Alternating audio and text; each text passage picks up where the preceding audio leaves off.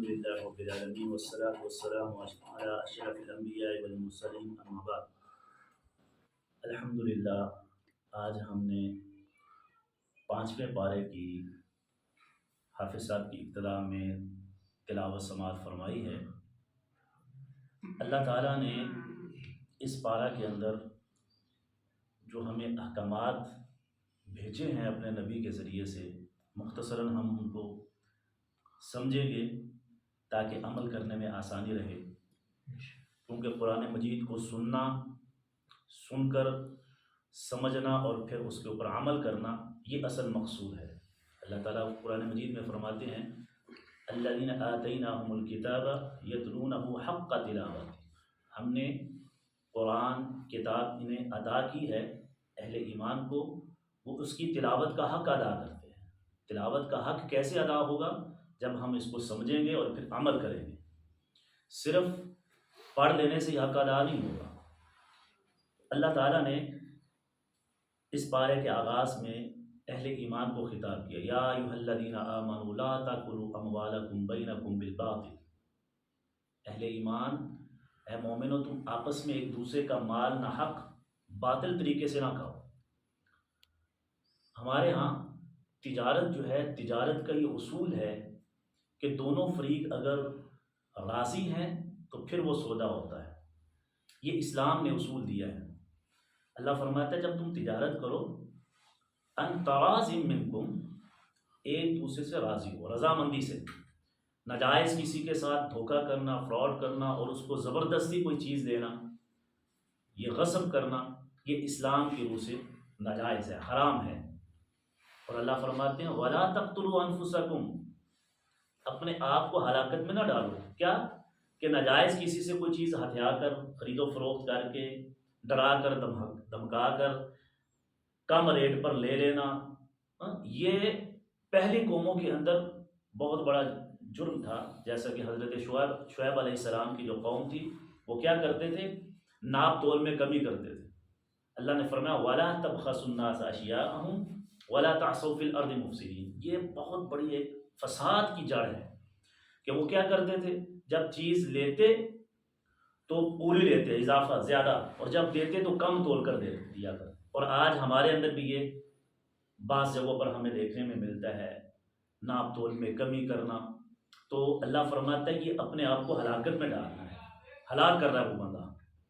ان اللہ کان بکم رحیما ومن یفعل ذلک عدوانا وظلما فسوف نصلیہ نارا، اللہ نے آگے اس کی سزا بتائی ہے کہ جو اس طرح کرتا ہے، اگر تم اللہ سے ڈر جاؤ تو اللہ رحم کرنے والا بھی، معافی مانگ لو اللہ معاف کر دے گا۔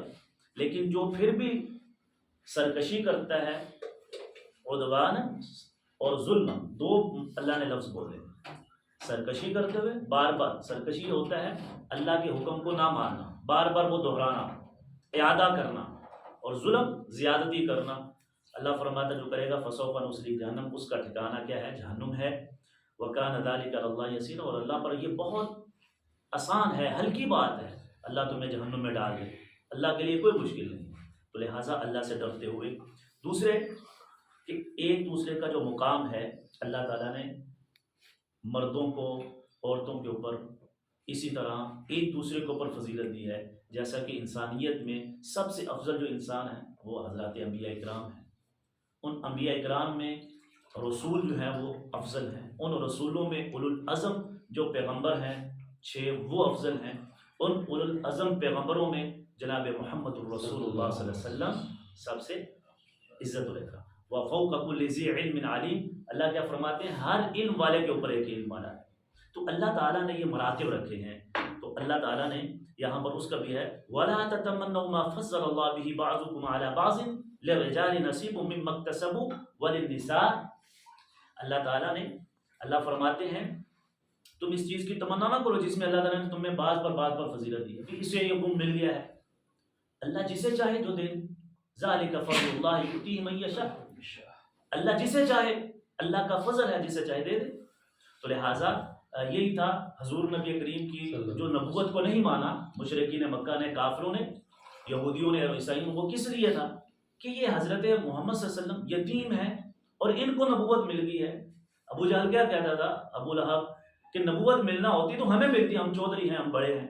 اللہ نے فرمایا نہیں، میں کسی بڑے کو نہیں دیکھتا، حسب نسب کو نہیں دیکھتا، اللہ جس کو چاہے چن لے. تو اللہ فرماتے ہیں اسی طرح مرد اور عورتوں کے اندر اللہ تعالیٰ نے سورۃ نساء ہے تو لہٰذا یہاں پر اللہ تعالیٰ نے نساء عورتوں کا تذکرہ کیا ہے.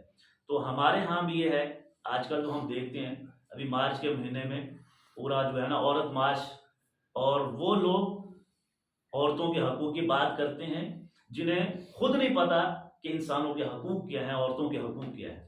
جبکہ اسلام نے پوری ایک سورت ہے، تیسری سورت ہے یہ، چوتھی جو اللہ تعالیٰ نے نازل کی، سورت نساء، اس کا نام ہی نساء رکھا ہے، عورت، جس میں عورتوں کے حقوق کی بیان کی ہے تفصیل کے ساتھ، نام لے لے کر ایک ایک چیز وراثت سے شروع ہوئی. اس کی ابتدائی آیات میں سورت نساء کی ابتدائی یوصیکم اللہ فی اولادکم للذکر مثل حظ الانثیین، اللہ تعالیٰ نے پورا وراثت کا طریقہ بتایا ہے کہ تم نے کیسے وراثت دینی ہے. اسلام نے سب سے پہلے عورت کو وراثت میں حق دیا ہے. اور آج کہتے ہیں کہ جو ہے مسلمانوں نے، اسلام نے، پاکستان میں عورتوں کو حقوق نہیں دیے جا رہے. بالکل فضول بات ہے. قرآن کا مطالعہ کیا جائے، اللہ فرماتے ہیں مردوں کو عورتوں کے اوپر فضیلت ہے، اور اسے تسلیم بھی کرنا چاہیے. ہمارے مسلمان معاشرے میں رہتے ہوئے ہمارے مسلمان ماں بہنوں کے ذہن میں بھی یہ بات آ جاتی ہے، تو یہ ہمارے اوپر ظلم ہو رہا ہے. حالانکہ ظلم نہیں ہے، اللہ تعالیٰ انصاف کرنے والا ہے. اللہ کہتا ہے جو میں نے درجے بنا دیے ہیں تمہیں اسے تسلیم کرنا ہوگا. اللہ نے عورتوں کو کے اوپر مردوں کو حاکم بنایا ہے. الرجال قوامون علی النساء بما فضل اللہ، اگلی آیت میں کہ اللہ تعالیٰ نے گھریلو معاملات میں مرد کو حاکم بنایا ہے. الرجال قوامون، وہ قوام ہے، وہ محافظ ہے، وہ نگران ہے.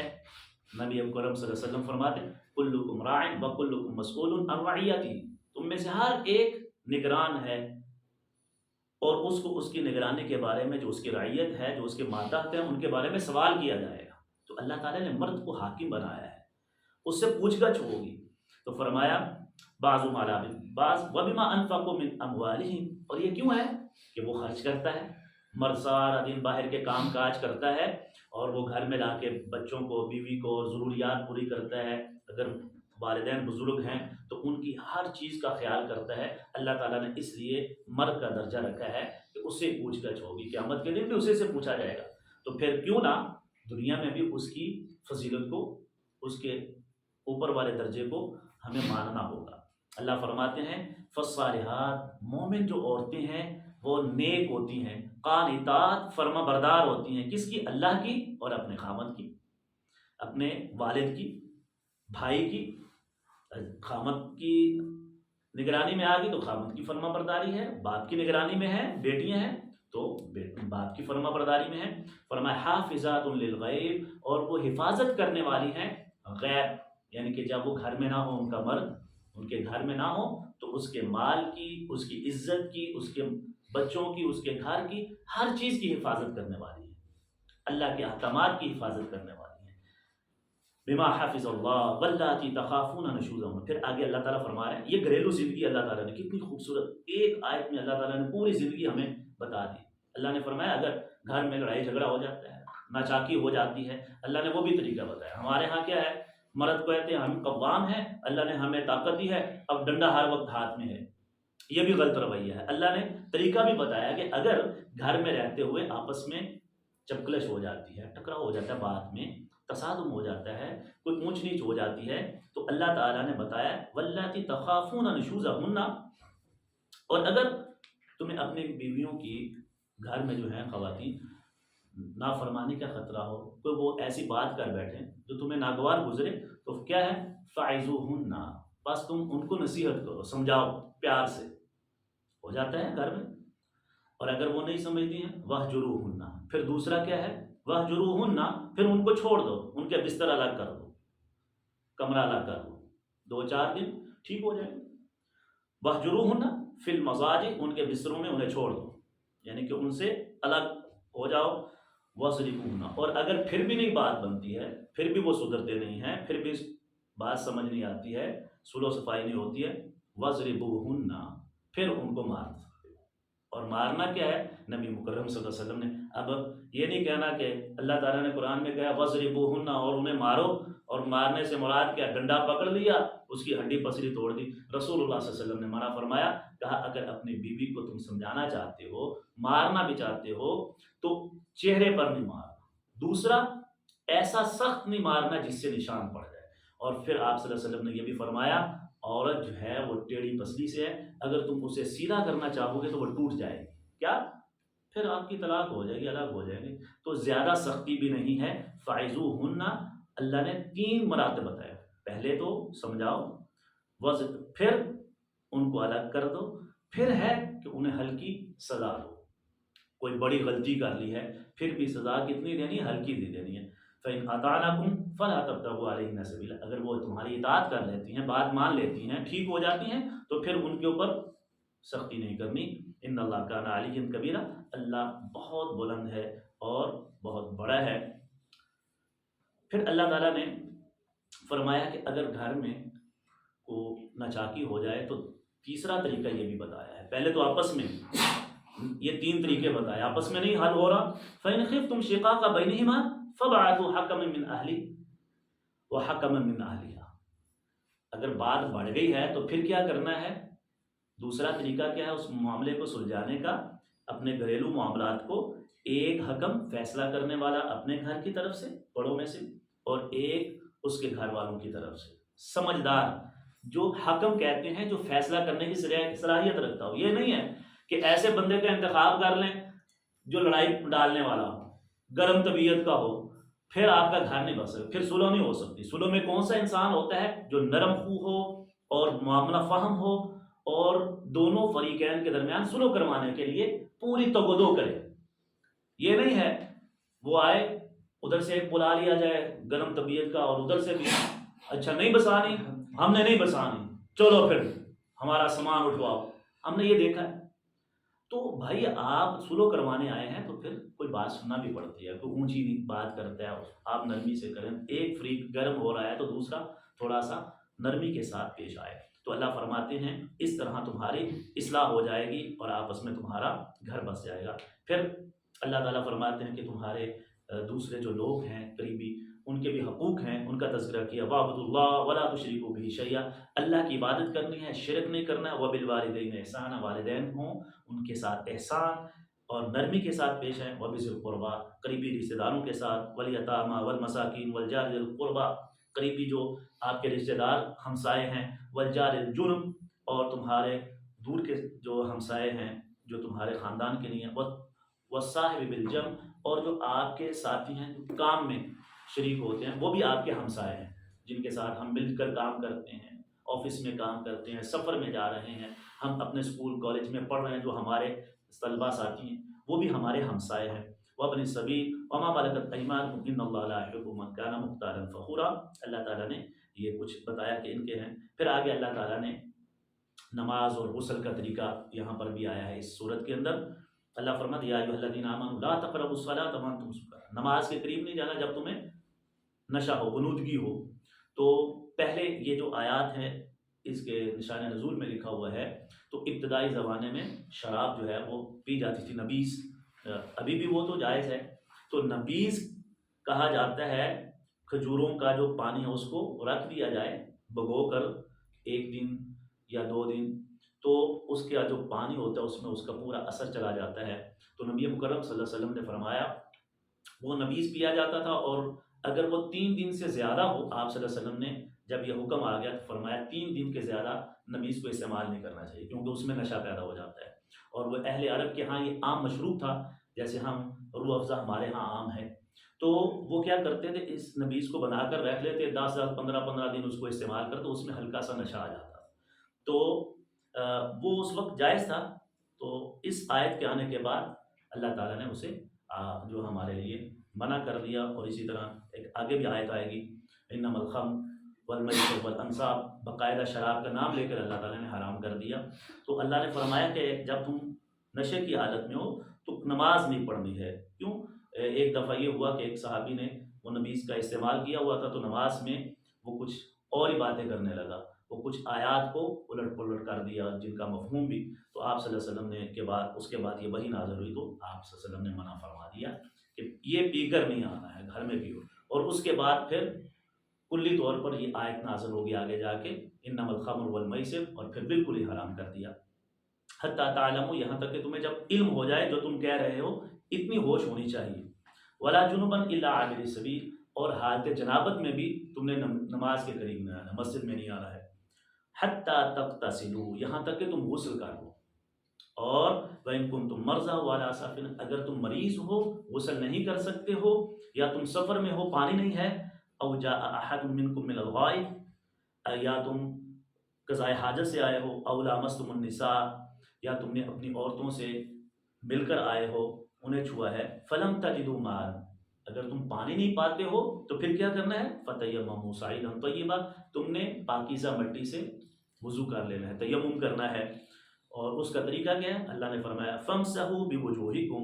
اپنے چہرے کو چھونا ہے، وَأَيْدِيكُمْ، اور اپنے ہاتھوں کو، یہ صرف تیمم کا طریقہ ہے، بسم اللہ پڑھ کر پاک مٹی پر ہاتھ پھیریں ایسے، اور انہیں جھاڑ لیں، پھونک ماریں، اور اپنے چہرے پر لگائیں، اور دائیں ہاتھ کو بائیں پر اور بائیں کو دائیں پر، بس یہ آپ کا وضو ہو گیا۔ جب پانی نہیں ہے، دور دور تک پانی نہیں ہے، یا آپ سفر میں ہیں یا بیمار ہیں، تو یہ اللہ تعالیٰ نے رخصت دی ہے، پورا آپ کا وضو ہوگا، اس سے آپ نماز بھی پڑھ سکتے ہیں، سارا کچھ کر سکتے ہیں، کوئی بھی آپ کے اوپر جو کسی بھی طریقے سے غسل فرض ہو یا وضو ہو، تو آپ اسی طریقے سے تیمم کریں گے، غسل کے لیے بھی یہی ہے، وضو کے لیے بھی یہ ہے، یہ نہیں ہے کہ غسل کے لیے پورے جسم پر مٹی ملنا ہوگی، جیسا کہ ایک حدیث میں آتا ہے، وہ ایک صحابی انہوں نے غسل واجب ہوا تو لیٹیاں لینا شروع کر دی زمین پر، تو آپ صلی اللہ علیہ وسلم کو بتایا گیا، تو آپ نے فرمایا تمہارے لیے صرف اتنا ہی کافی تھا جو نماز کے لیے بتایا گیا ہے، تو لہٰذا اللہ تعالیٰ نے یہاں پر یہ بھی اس صورت میں بتایا۔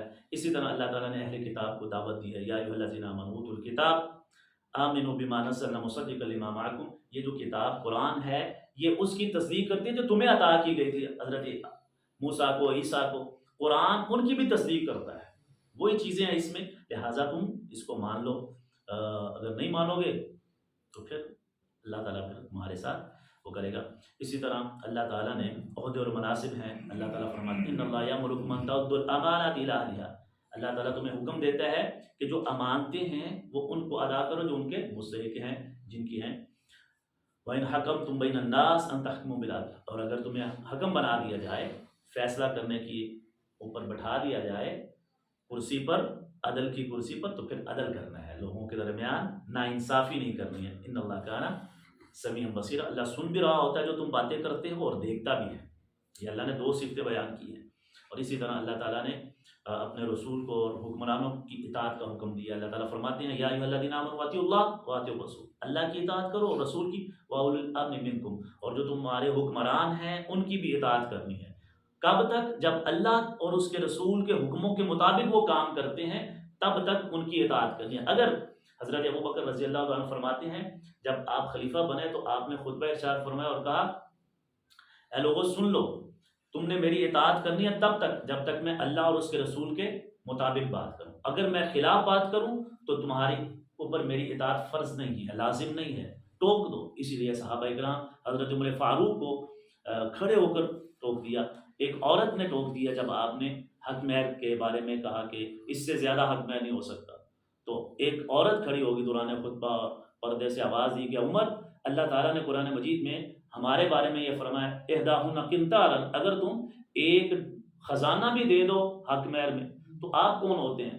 تو حضرت عمر فاروق نے کہا میری بہن نے ٹھیک کہا، میں اپنی بات کو واپس لیتا ہوں، اپنے الفاظ کو۔ تو یہ ہے کہ اللہ اور اس کے رسول کی بات ماننی ہے، اطاعت کرنی ہے، اور اولو الامر یعنی کہ جو ہمارے حکمران ہیں تب تک جب اللہ اور اس کے رسول کی وہ اطاعت کرے۔ فَإِن تَنَازَعْتُمْ فِي شَيْءٍ فَرُدُّوهُ إِلَى اللَّهِ وَالرَّسُولِ، اور اگر تنازع جھگڑا ہو جائے اللہ اور اس کے رسول کی طرف لوٹا دو کہ انہوں نے جو فیصلہ کیا ہے اس کے مطابق عمل کیا جائے۔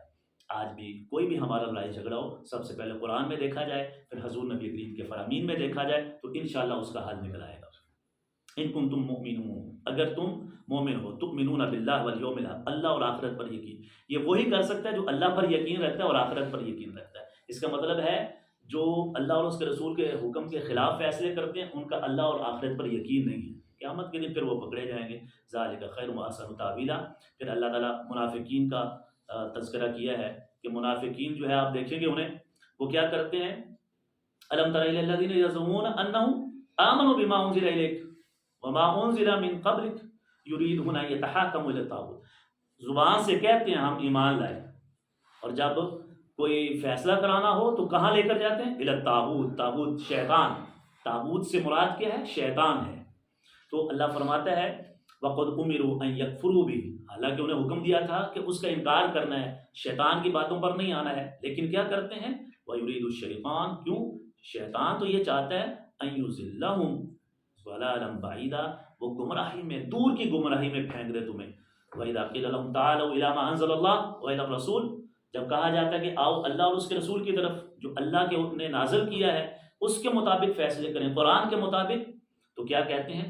رأیت المنافقین، منافق جو ہے نا آپ دیکھیں گے، یصدون عنک صدودا، وہ اس سے روکیں گے، اس طرف نہ جائے۔ آج ہماری عدالتوں میں ہم دیکھ سکتے ہیں کتنے لوگ ہیں جو شرعی عدالتوں کی طرف آتے ہیں، اور یہ جو عدالتیں ہماری، اللہ کی پناہ ہے، اوپر لکھا ہوا ہے عدل، اعدلوا هو اقرب للتقوی، عدل، لیکن سارا قانون کیا ہے؟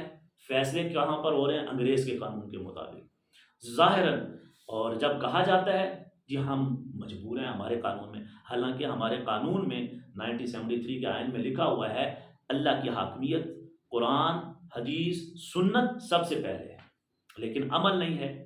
اسی طرح اللہ تعالیٰ فرماتے ہیں مسلمان ہونے کے لیے شرط کیا ہے؟ مسلمان، اس کے بارے میں اللہ نے آیت نمبر 65 میں فرمایا فَلَا وَرَبِّكَ لَا يُؤْمِنُونَ حَتَّى يُحَكِّمُوكَ فِي مَا شَجَرَ بَيْنَهُمْ، تم ہرگز مومن نہیں ہو سکتے۔ مسلمان مومن ہونے کی شرط یہ ہے کہ آپ اپنے فیصلے اللہ اور اس کے رسول کے فیصلوں کے مطابق کریں، فی انفسہم، اور جو اللہ اور اس کے رسول فیصلہ کر دیں پھر اپنے دل کے اندر کوئی تنگی محسوس نہ کریں، وَيُسَلِّمُوا تَسْلِيمًا، بلکہ سر تسلیم خم کر دیں۔ اللہ فرماتے ہیں یہی وہ لوگ ہیں جو ہدایت یافتہ ہیں، جو اللہ اور اس کے رسول کی اطاعت کریں۔ وَمَن يُطِعِ اللَّهَ وَالرَّسُولَ فَأُولَٰئِكَ مَعَ الَّذِينَ أَنْعَمَ اللَّهُ عَلَيْهِم مِّنَ النَّبِيِّينَ وَالصِّدِّيقِينَ وَالشُّهَدَاءِ وَحَسُنَ أُولَٰئِكَ رَفِيقًا، اور یہ بہت ہی اچھا ساتھی ہے، یہ ساتھ بہت ہی اچھا ہے۔ تو لہٰذا اللہ کے اطاعت ہے، رسول کی اطاعت ہے، اس کا فائدہ کیا ہوگا؟ اللہ کہتے ہیں جو اللہ اور اس کے رسول کی اطاعت کرے گا قیامت کے دن کن کے ساتھ ہوگا؟ جن پر اللہ نے انعام کیا ہے، اور وہ کون ہیں؟ نبی ہیں، صدیقین ہیں، شہداء ہیں، نیک ہیں، اور اللہ کہتے ہیں یہ بہت بڑا اچھا ساتھ ہے۔ وَكَفَىٰ بِاللَّهِ عَلِيمًا۔ پھر اللہ تعالیٰ نے آگے جا کے منافقین کے ساتھ سختی کے بارے میں بتایا ہے۔ منافق جو ہے یہ بہت برا ہے۔ سورہ البقرہ کے آغاز میں بھی اللہ تعالیٰ نے 3 گروہوں کا، ایک مومن ہے، ایک کافر ہے، اور ایک منافق، یہاں پر بھی اللہ تعالیٰ نے منافقین کو فَمَا لَكُمْ فِي الْمُنَافِقِينَ فِئَتَيْنِ وَاللَّهُ أَرْكَسَهُمْ بِمَا كَسَبُوا أَتُرِيدُونَ أَن تَهْدُوا مَنْ أَضَلَّ اللَّهُ وَمَن يُضْلِلِ اللَّهُ فَلَن تَجِدَ لَهُ سَبِيلًا۔ اللہ فرماتے ہیں یہ منافقین، یہ 2 گروہ ہیں ان کے، کیا ہے؟ انہیں پتہ ہے جو انہوں نے کیا ہے، جو یہ غلط کام کرتے ہیں، جو انہوں نے کمایا بِمَا كَسَبُوا أَتُرِيدُونَ أَن تَهْدُوا، وہ چاہتے ہیں کہ ہم ہدایت پا جائیں، حالانکہ نہیں، آپ چاہتے ہیں کہ یہ سیدھے راستے پر آ جائیں، اللہ کہتا ہے نہیں، یہ نہیں آئیں گے کبھی بھی، آپ جتنا مرضی انہیں سمجھا لیں، اللہ نے مور لگا دیا، ختم اللہ علی قلوبہم، ٹھیک ہے؟ تو اس لیے آپ پریشان نہ، چھوڑ دیں ان کو۔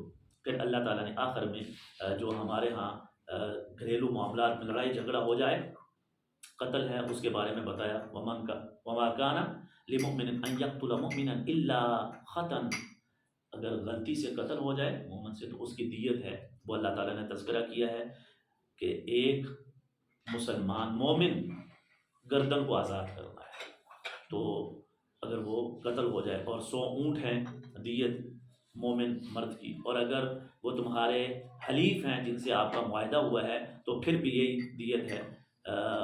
فَإِن كَانَ مِن قَوْمٍ عَدُوٍّ لَكُمْ وَهُوَ مُؤْمِنٌ فَتَحْرِيرُ رَقَبَةٍ مُؤْمِنَةٍ، وہ مومن ہے جن سے آپ کا معاہدہ تھا اور وہ آپ سے قتل ہو گیا غلطی سے، تو اللہ فرماتا ہے ایک گردن آزاد کرنی ہے مومن۔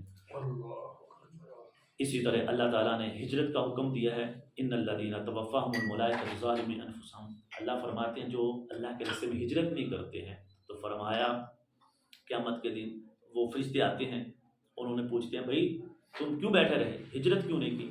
تو قالوا فیما کنتم قالوا کنا مستضعفین فی الارض، وہ کہتے ہیں ہم بہت کمزور تھے، ہمارے پاس اخراجات نہیں تھے، ہمارے پاس سواریاں نہیں تھیں۔ قالوا الم تکن ارض اللہ واسعہ، کہ اللہ کی زمین بہت وسیع نہیں ہے؟ تمہیں چاہیے تھا اس دارالکفر کو چھوڑ دیتے، تم کیوں یہاں پر بیٹھے ہو؟ تو اللہ تعالیٰ نے حکم دیا ہے اگر آپ کو وہاں پر اللہ اور اس کے رسول کے احکامات پر ایسی جگہ پر عمل کرنے میں تنگی ہے، تکلیف ہے، مشکل ہے، تو اس جگہ کو چھوڑ دینا چاہیے۔ تو اللہ تعالیٰ نے یہ ہے، اللہ تعالیٰ ہمیں قرآن مجید پر کو سمجھنے، عمل کرنے اور آگے پہنچانے کی توفیق عطا فرمائے۔ اور آخری جو ایک آیت ہے جو اللہ تعالیٰ نے آخری جو آیت ان المنافقین، انہی منافقوں کے بارے میں اللہ فرماتے ہیں ان المنافقین فی الدرک الاسفل من النار، منافق جو ہے جہنم کے سب سے نچلے درجے میں۔ یہ نفاق اور یہ منافقت اتنا بڑا ظلم ہے، اتنا بڑا گناہ ہے کہ ولن تجد لهم نصیرا، اور کوئی ان کا مددگار نہیں ہوگا، جو شاید شیطان کے پیچھے چل گئے۔ اور اللہ فرماتا ہے اللہ نہیں چاہتا ان کو جہنم میں پھینکے، یہ خود جاتے ہیں۔ ما یفعل اللہ بعذابکم، اللہ اہل ایمان کو کہتا ہے کیا اللہ کرے گا تمہیں عذاب دے کر؟ اللہ کو کیا ہے، ما یفعل اللہ بعذابکم ان شکرتم، اگر تم شکر کرو وآمنتم، اور ایمان لے آؤ، پھر اللہ تمہیں عذاب نہیں دے گا۔ وکان اللہ شاکرا علیما، اور اللہ بہت ہی قدر کرنے والا اور جاننے والا ہے۔ اللہ تعالی ہمیں قرآن مجید کو سمجھنے، عمل کرنے کی توفیق عطا فرمائے۔ وما علینا الا البلاغ المبین۔